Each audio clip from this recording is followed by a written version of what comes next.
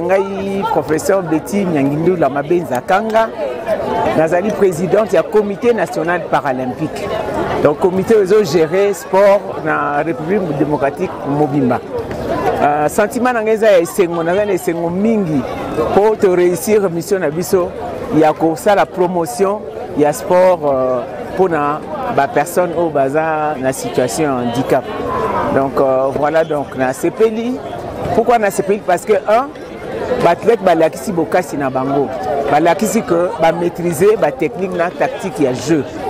Deuxièmement, la province où il a quitté l'édition passée, Isalia, notamment la province à Chopo, version Mibali, et puis la province il y a province à Chopo version à Bassi, la province il y a Okatanga version Mibali. Et là j'ai changé ma case, d'ailleurs l'athlète vraiment va témoigner dans le sens que considération na bango na milieu na bango bafandaka eza mususu par rapport à ndenge zalaka kala.